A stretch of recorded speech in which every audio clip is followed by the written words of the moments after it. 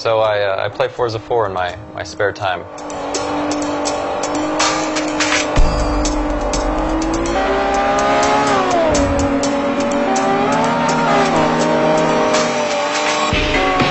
They recently released a Lamborghini Aventador on it, and I really liked it.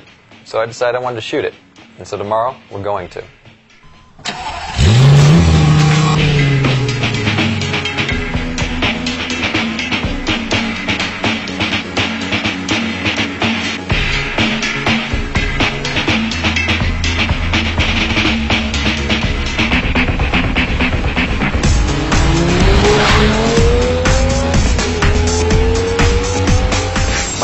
Bunting, and I'm a commercial photographer. Right now we're in Loft 19 Studio, and we're going to shoot a Lamborghini today and teach you guys how to light it.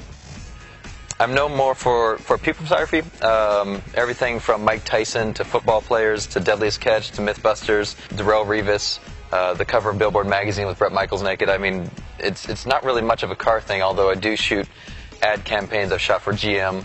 I love photographing cars to make fine art, or to just make prints. It's not something that I want to have, shots of a bunch of moving cars, or I shoot car to car or anything like that.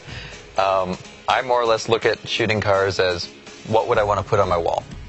With the Aventador, it's so new that we don't have many existing pictures of it besides maybe a couple of shots that the Lamborghini made, and half the time those are CG anyway. I didn't really want to look at the shots that other people have shot of it, so I bought a video game, Forza 4, and started to look at the car on the game. So a lot of people actually might find this funny, but I go to Forza 4 so I can walk around the car, our free look mode, and actually plan lighting schemes. You can tell with the Lamborghini we actually have a really hard edge and a good shoulder line, and I can tell by how I look on the free look mode where I need to place the Chimera tomorrow, because it's a 30-foot light bank that's actually going to hit down on the car, but if I place it too far forward, I'm actually going to light up the front of the car and wash away all the details. And I also see that it has deep tires, and I see that it has vents in the front and the rear that I really want to accent. So this free look mode is actually quite beneficial and shouldn't be overlooked when actually planning your lighting out. With the Lamborghini, it had a very distinct shoulder line, pretty much a wedge that came down the back of it, so we used, it was just called for a 30-foot Chimera, something large, source light that actually would just paint that line right down the car.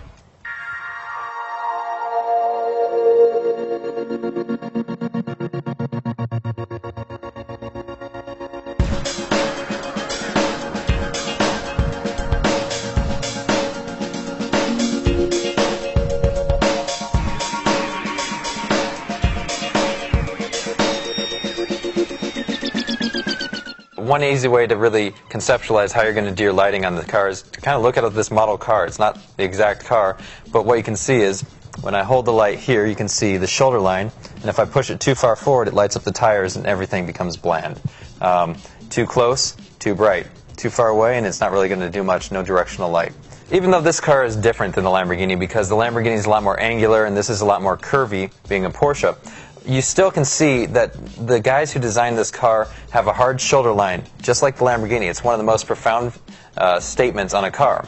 So we want to make sure that we define the shoulder line while still actually keeping light the wheels and the rims on the side of the car. I don't have grid spots on me, but what we'll actually do is point in grid spots on the wheels, front and back, and then actually the back part of the car and the front part of the car, because we want to make sure that the car is rounded by light, and then maybe light up a few vents and details that are on the side of the car that we see. The softbox is up and mounted. What we're doing right now is we're just tying ropes so that we can angle the softbox so that we can have a different kind of angle of attack with light.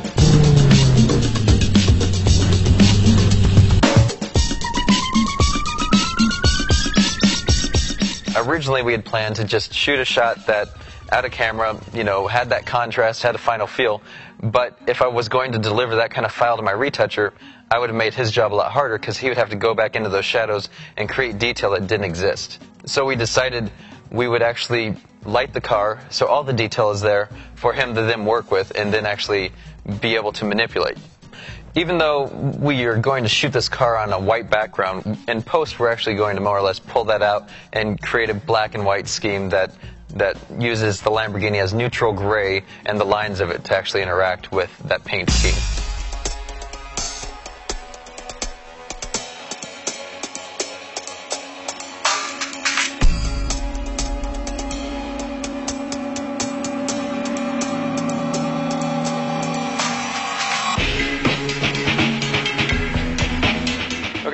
So what we're going to start with is just your overhead shot. It's usually very good looking because it's very dramatic. It's one light.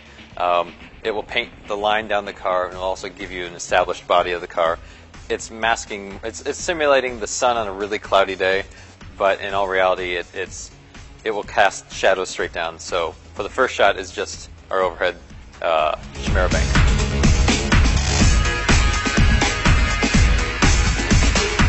We're going to turn on this light to start to kick in the detail in the tire. The black is not going to actually pick up much detail because it's a painted black rim, but we'll start to get more detail on the brake and the brake caliper. So you'll see it in this shot.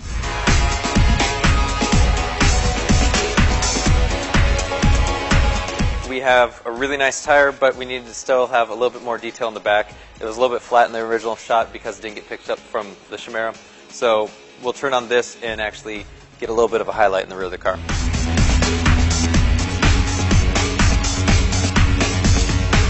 We're going to turn on this head and light up the tire. Again, same as the rear, it's going to have a little bit more light on the caliper, a little bit more light on the brake, but the wheel really doesn't take too much difference in texture because it's a black wheel.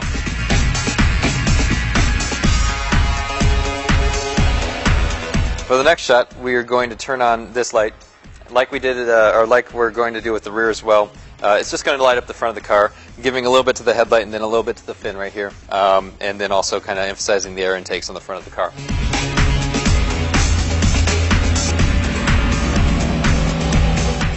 The intake on the side of the car was a little bit dark, and so we just wanted to put a little bit more light into it. So we put this little guy here with a 20-degree filter, or grid spot, and then it will just add in a little bit of light so that this air box actually has a little bit more depth to it.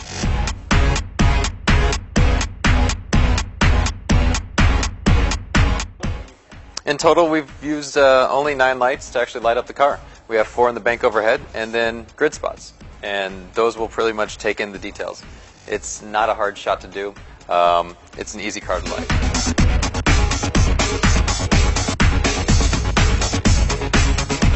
What do you do if you don't have $60,000 to throw away on a lighting kit or a Chimera or Profoto heads? You are not out of luck. You actually can do pretty much the exact same thing with a single light, a softbox.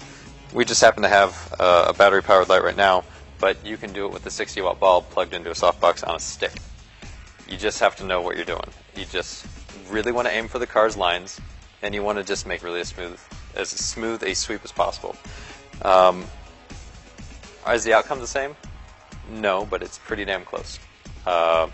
I've shot cars like a Shelby Daytona Coupe and a Porsche 935 doing the exact same thing. One light on a stick and a light bulb.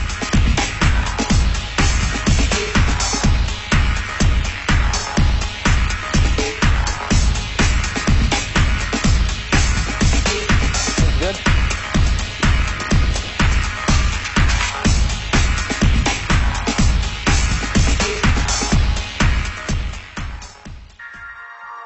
My name is Scott Dorman, and I'm the owner of Small Dog Imageworks. It's a retouching studio based out of Atlanta, Georgia.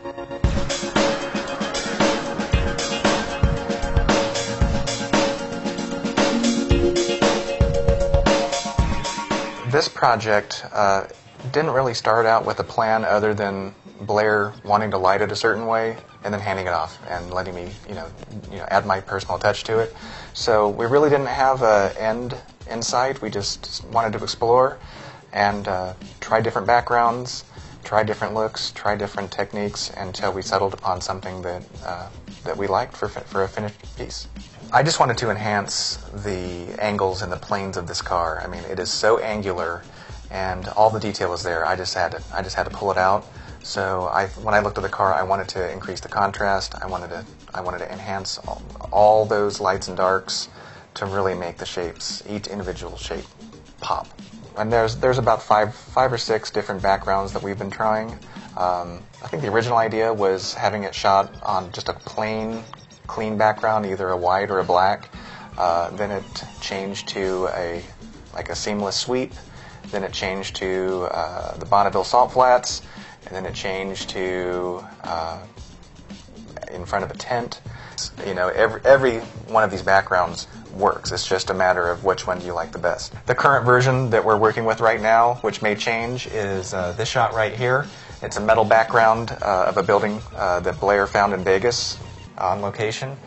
We don't have the ground. As you know, it was photographed in a studio on white, and our idea right now is to find a good piece of asphalt or a good piece of concrete, something that's nice and polished, that has the crisp edges that we're looking for to complete the image.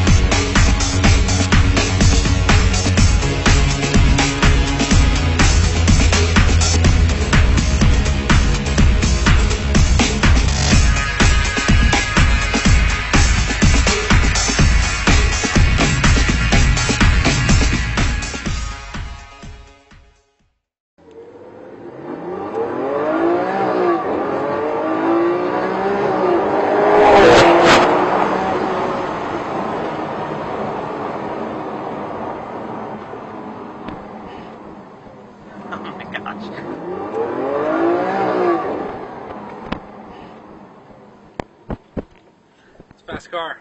Then instantly it's like, oh, we are in danger mode here.